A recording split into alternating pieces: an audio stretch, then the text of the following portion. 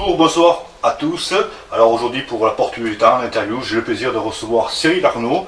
Cyril, bonjour. Pascal.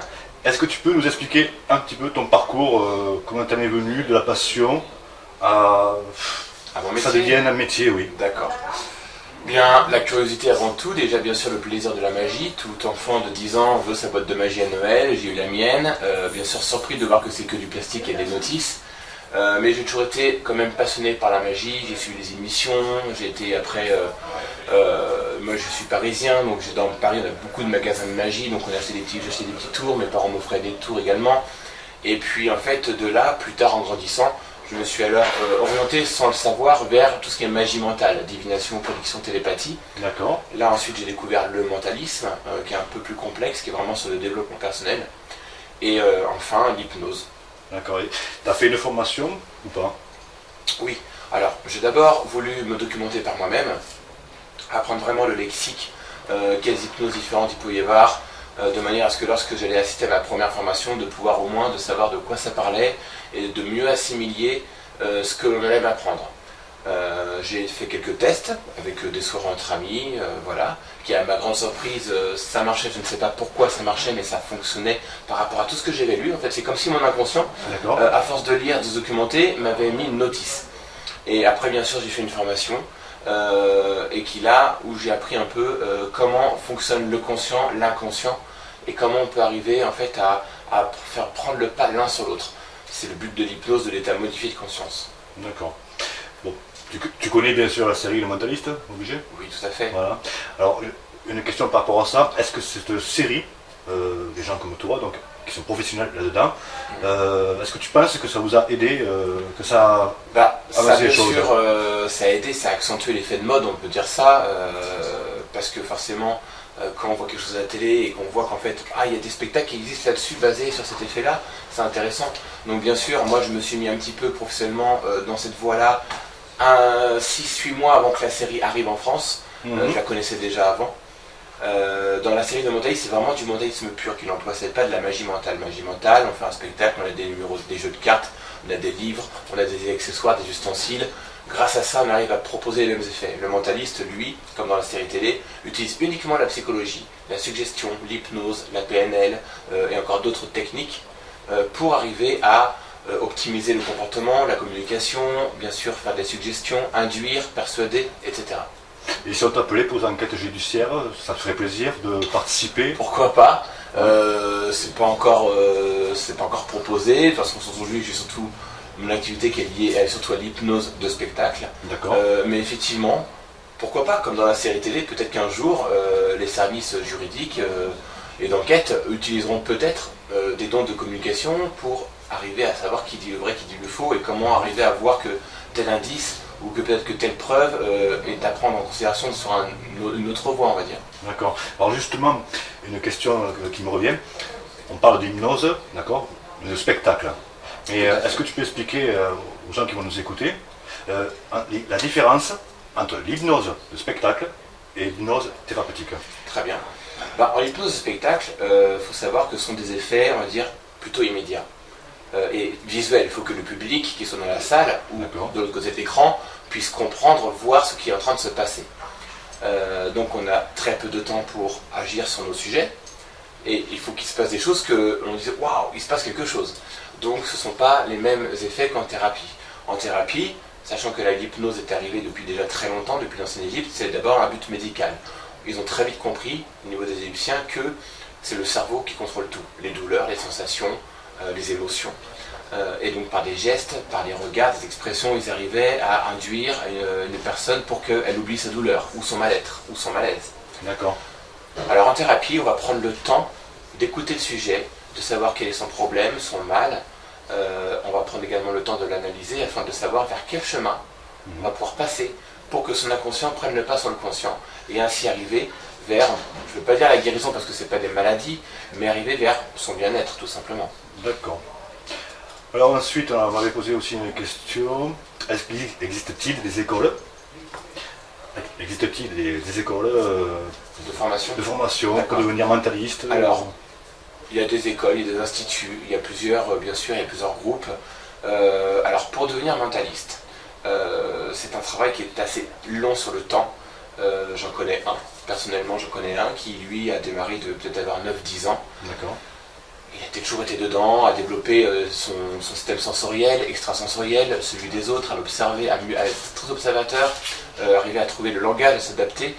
C'est surtout de la psychologie, de la communication, de la suggestion, de la PNL, comme je l'ai dit tout à l'heure. Maintenant, il y en a d'autres bien sûr en France. Maintenant, en magie mentale, ce sont des numéros de magie qui vont donner l'impression de prédiction, divination, télépathie. D'accord. En hypnose, il y a également bien sûr des instituts de formation. Alors, hypnose de spectacle, en général, on apprend bien sûr tout d'abord l'hypnose classique. Alors avec des balances, on fait balancer le sujet en arrière ou en avant ou sur le côté, puis on arrive à lui faire des catalepsies de bras ou du corps en entier, puis il y a encore d'autres effets qui arrivent, on apprend comment mettre en place, il y a un ordre à respecter. Il y a un ordre à respecter, pourquoi? Pour que l'inconscient soit d'accord, et surtout ne pas sauter un palier, puisque c'est comme un rêve, on a un certain palier. En hypnose thérapeutique, là on va prendre plutôt les différents outils et les différentes manières d'hypnotiser pour que le sujet qui soit venu puisse se relaxer, être en confiance, comme en spectacle d'ailleurs, mais surtout qu'on puisse aller au plus profond des choses. En spectacle, l'effet est quasi immédiat et il va avoir une durée assez rapide dans le temps. C'est-à-dire qu'au bout de 10-15 minutes, si on n'a rien fait, le sujet va plus ou moins, on va devoir lui changer d'effet ou autre, sinon ça va se réveiller, il va sortir de son état modifié. Et les effets auront un très court effet sur eux. En thérapie, on va plutôt aller dans la profondeur. La personne va la plonger vraiment longtemps en hypnose, on va aller vraiment plus profond des choses. Et là, ce qu'on va lui induire pour qu'il aille bien, pour qu'il aille mieux, sera quasi permanent. Comme pour devenir non-fumeur, pour réduire l'estomac, pour avoir une confiance en soi pour un examen, plein d'autres choses comme ça. Et là, ce sera permanent. Et tu as déjà fait du coaching justement à ce niveau-là ou pas? Le coaching, c'est intéressant comme mot parce qu'aujourd'hui on est très vite coach, en fait c'est du conseil, on appelle ça du conseil. Alors ça m'est arrivé bien sûr, quelques fois pour des proches, pour des personnes qu'on m'a présentées, de le faire. Voilà, j'ai fait des inductions pour faire de la mise en confiance en soi, pour un examen, pour un permis de conduire, pour prendre la parole en public. J'en ai fait également pour quelques fois pour faire devenir non-fumeur, mais j'ai pas pris assez le temps de mettre ça en pratique sur du long terme parce que j'ai mes spectacles et j'ai mon activité qui me prend quand même beaucoup de temps. Bien sûr.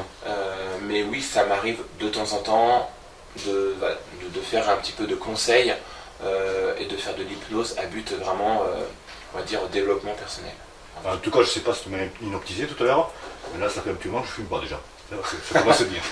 Parce que le conscient est occupé, donc voilà. il ne pense plus à fumer.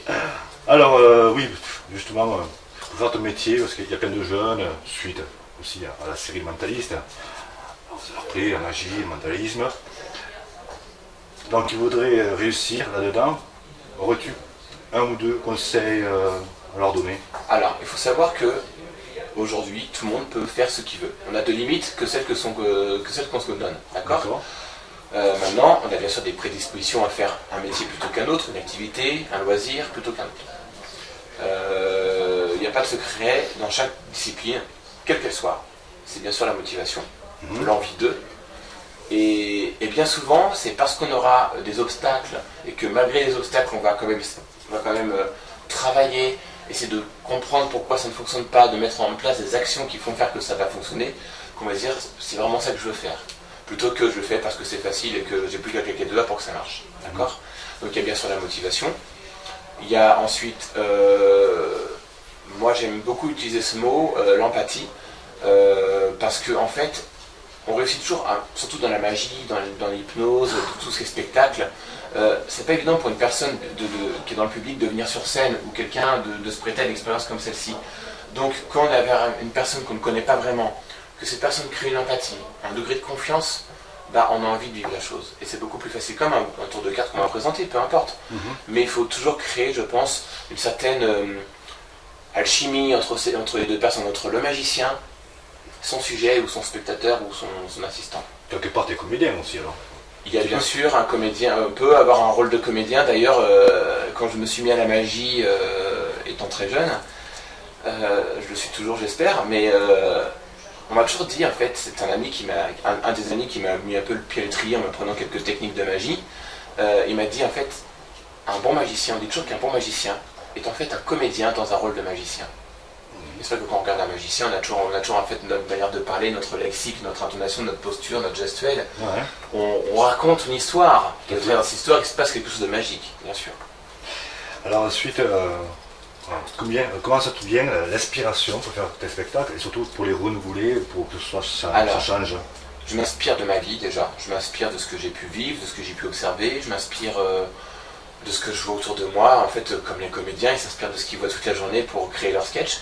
Eh bien moi c'est la même chose. Ce serait amusant si quelqu'un pouvait vivre cette situation-là. Comment je peux l'adapter en spectacle?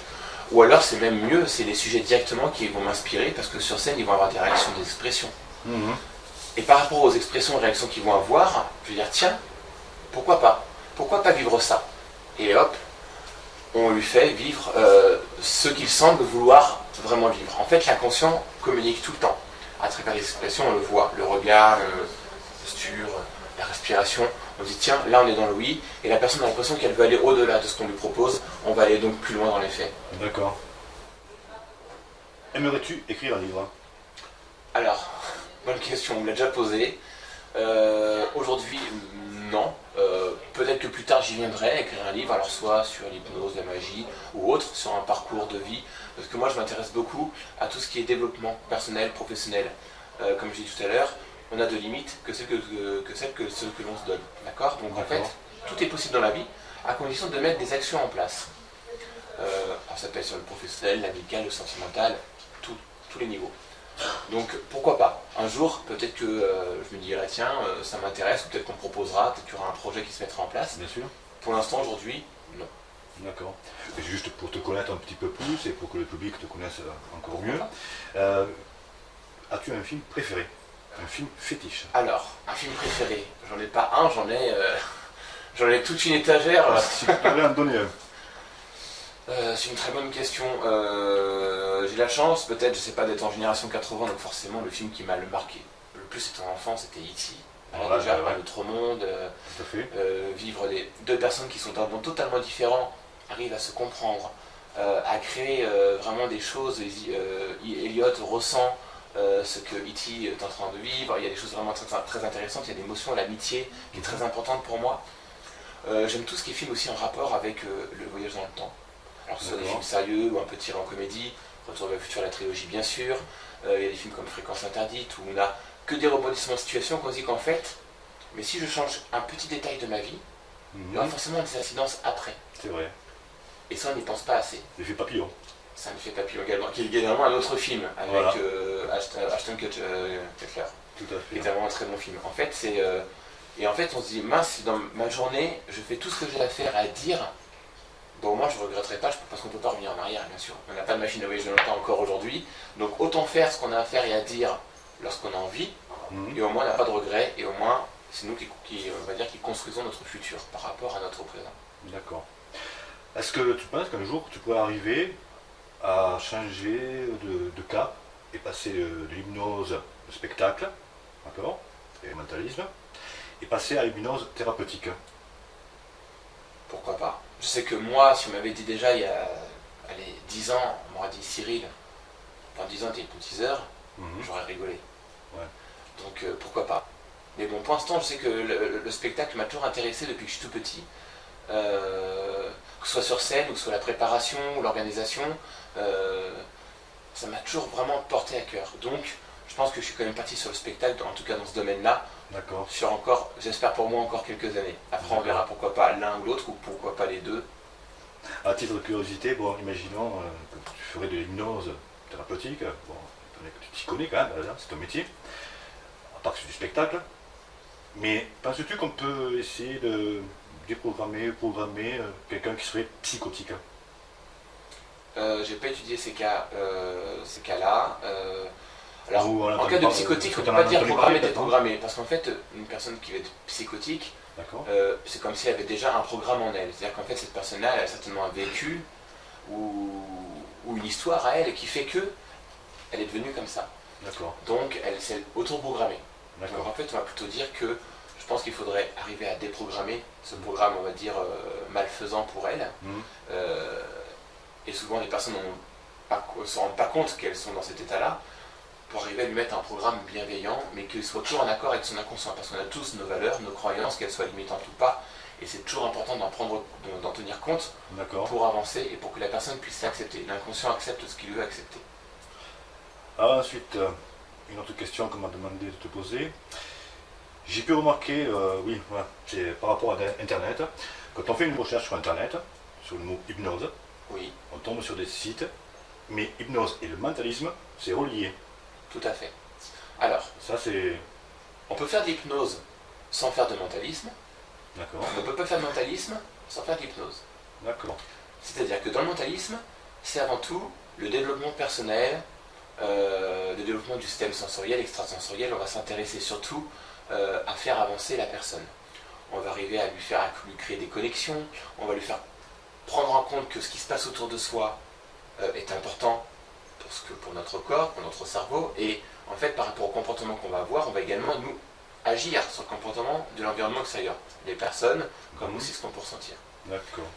Donc dans le mentalisme, il y a forcément la PNL, donc programmation neurolinguistique, la suggestion, la psychologie cognitive, la communication, l'hypnose, bien sûr. La lecture à chaud, sinon, un petit peu. Tout à fait, alors on peut dire du code reading, lecture à froid, code reading, bien sûr. Reading, mais il y a tout ça, il y a tout un ensemble, c'est vraiment beaucoup de techniques pour pouvoir se prétendre mentaliste. Voilà. D'accord. Je parle bien sûr du mentalisme, je ne parle pas des magiciens mentaux qui eux font des spectacles qui présentent des effets comme s'ils étaient mentalistes. Non, nous, les magiciens mentaux, parce que je fais également de la magie mentale, on utilise des accessoires, des techniques de présentation ou autres, et on produit l'effet de divination, prédiction télépathique. Car les mentalistes, eux, comme ils sont très ouverts sur tout ce qui est communication, psychologie, PNL, etc., on peut arriver on se synchronise sur la personne, sur le sujet, et comme on synchronisé, on s'est calibré un peu, on peut arriver à l'induire, à lui suggérer des choses. D'accord. Et on va avoir les mêmes pensées, donc c'est très facile de dire, ben voilà, vous avez choisi plutôt cet objet plutôt que là, parce que... Voilà. C'est deux techniques totalement différentes. Voilà. Et tes capacités, est-ce que dans la vie de tous les jours, ça te sert? Alors, ça peut servir dans la vie de tous les jours. Je ne sais pas si moi je m'en sers par réflexe ou comme cela, mais oui, bien sûr, on peut très bien, quand on achète un produit, on peut toujours dire, négocier quand on achète une voiture par exemple. On peut toujours utiliser ça pour faire une remise commerciale par rapport aux commerçants qui nous vendent le produit. On peut très bien aussi utiliser autour d'une discussion entre amis.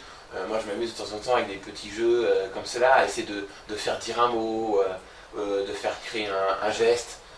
Voilà, on peut dans la vie de tous les jours bien sûr orienter la pensée, la gestuelle d'une personne. Je suppose que ça t'amuse. Oui, après il faut toujours le faire bien sûr dans un rôle bienveillant pour la personne. Bien sûr. Surtout si c'est un ami, si les amis sont très rares, ce sera dommage de perdre. Oui, c'est clair. Mais même en spectacle, c'est toujours important. Bien sûr, les sujets vivent des choses, on va dire, amusantes pour le public, parce que oui, la personne elle est sur chaise, elle vit quelque chose alors qu'elle se croit ailleurs. Mais en attendant, il faut que la personne vive quelque chose de bienveillant pour elle. Je pense que c'est important. C'est comme ça que le public dise, ah maman, j'aurais bien voulu monter à sa place finalement. Mais voilà, mais au moins t'apportes du bonheur. Aussi, bien sûr. C'est ça qui est important. Alors ensuite, as-tu des anecdotes au niveau de tes spectacles? Alors des anecdotes amusantes ou moins amusantes? Oui, j'en ai plein. J'en ai une qui me vient comme ça. C'était mon premier spectacle d'hypnose. Donc c'était encore l'hypnose classique à l'époque, donc je mettais un petit peu de temps à programmer vraiment les personnes. Donc je préférais prendre plus de temps et assurer le show plutôt que d'y aller trop vite. Donc j'y allais vraiment avec le protocole classique. Et j'ai un sujet, d'ailleurs j'ai gardé contact parce que c'est un sujet qui habite dans la région dans laquelle je vis et qui est très sympathique. Et puis c'est toujours bon d'avoir des bons sujets avec nous. Et en fait il avait vraiment le comportement... il vivait ce qu'on lui donnait. En fait, à un moment donné, c'était un effet où il pouvait boire la boisson de son choix. Il n'avait rien dans les mains. Il avait vraiment son petit verre, il faisait tourner les glaçons, il buvait. Et encore une fois, je disais bien, il n'avait rien du tout dans les mains, les sujets.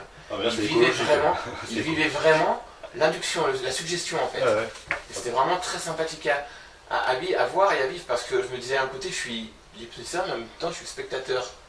Et c'est arrivé à mon premier spectacle et du coup, c'est ça qui est intéressant. C'est qu'en fait, il ne faut pas que j'oublie qu'il y a un échange qui se crée entre les sujets sur scène, l'hypnotiseur et le public. Et je pense que c'est une expérience qui se passe à 3 personnes en fait. Voilà, faut pas oublier. Faut pas oublier que le public est là, il a besoin qu'on lui explique ce qui est en train de se passer, il a besoin il voit bien sûr, mais il a besoin de comprendre pourquoi. Et en même temps, il y a des réactions du sujet à prendre en compte. Et de créer comme ça un mouvement qui va être entre nous 3, je pense que c'est comme si on vivait quelque chose tous ensemble. Et ça, c'est important. Et on se retrouve dans un instant pour des expériences. À la suite.